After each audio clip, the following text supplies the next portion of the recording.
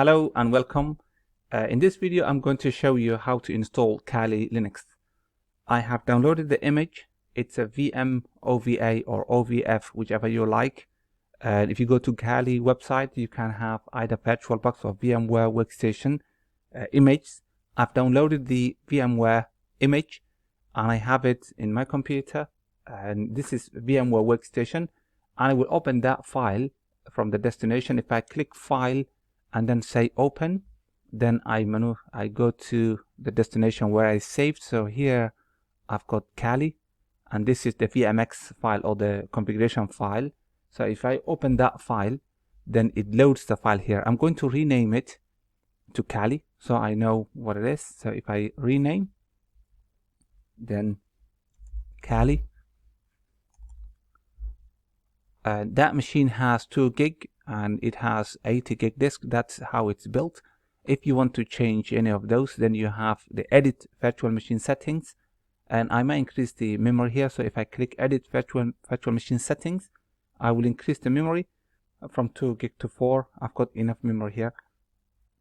And for the meantime, I will leave this interface, the adapter, to be NAT. This is what's connected to my internet, and I will leave that as it is. The rest also I will leave it as the default. So now I can boot that machine. It gives me the first username and password to be Kali. I need the root user for some tests, and so I will show you how to enable that as well. Let's boot this machine, and so that it configures the settings.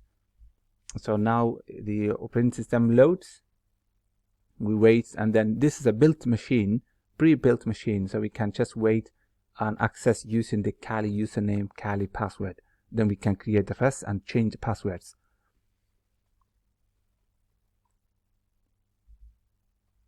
Okay, that loads. If you want to break the boot, maybe you want to reset the password to do anything, that's the stage you do the change.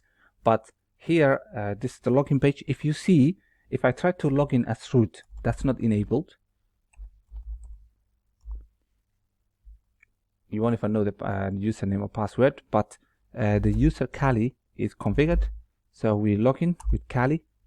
Then the things we have to do the first time is to update the machine and download the updates. If you have antivirus or if you have internet security program, then it might block some of the downloads. So you just want to confirm that as well. You might have that problem.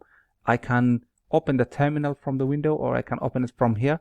So open terminal from there, and you can increase the window, or you can decrease it if you want to. And if you want to create, you can also increase the zoom if you want to, but we want to change. For example, if I say sudo su and then log in as Kali, it would take me to the root user. The root user is there, but it's not allowed, it's not configured to be accessed from the web UI, the first console. So if I exit the root user, I would like to download the updates first of all. So if I say sudo apt update, then it goes off to the internet, downloads, sorry, it gets all the updates that I need. It will tell me how much disk space I have to free up or should be available for that update to happen. Then we will start the upgrade. That will take time. From time to time I will pause the recording and then restart when it finishes the downloads.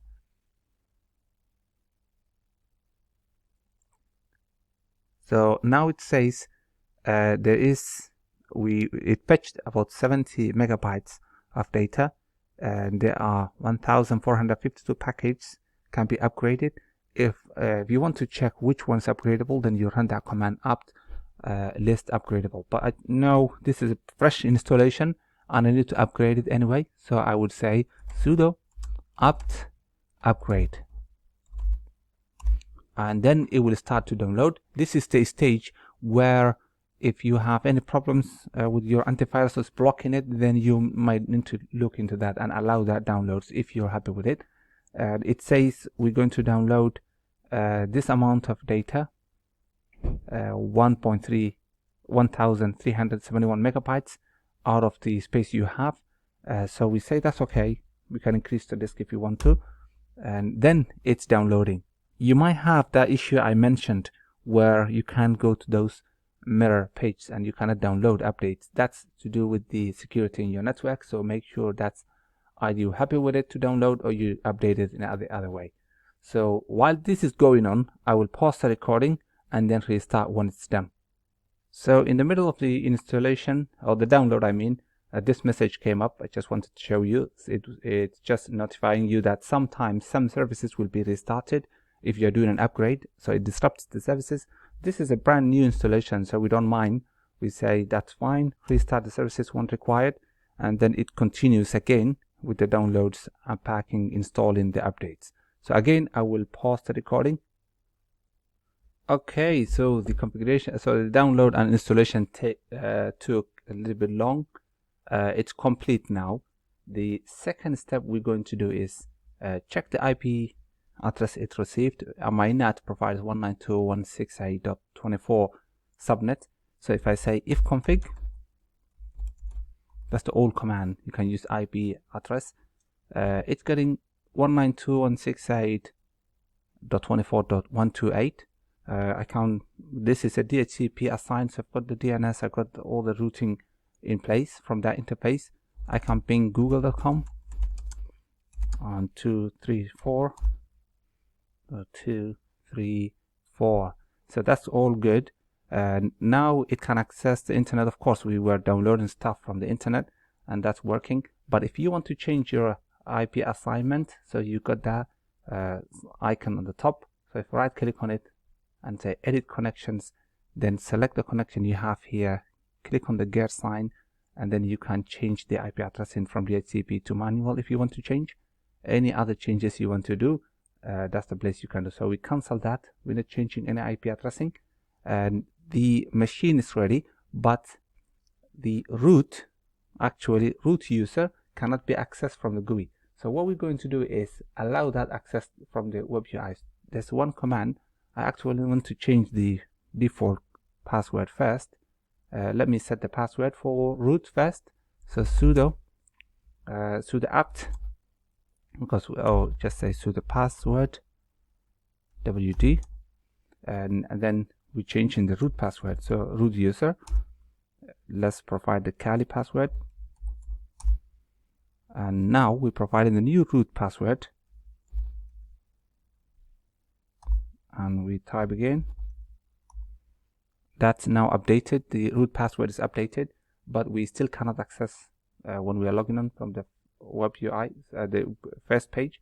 And if you want to allow that, then you need to run sudo apt install and then kali-root-login.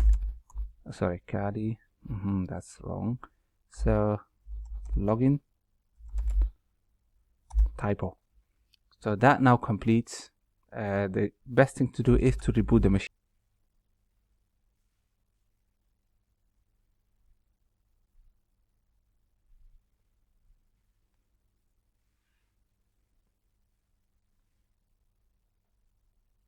Okay, so previously we couldn't log in with root user, but since we are enabled now that service, we can log in as root, and the password we configured. Can see now, no problems, you can log in, and here you go. That Kali Linux is now updated, it's ready. We can use the tools that are loaded here for security testing, vulnerability management, whatever you want to use. So that's it. Thank you for your time and see you in the video.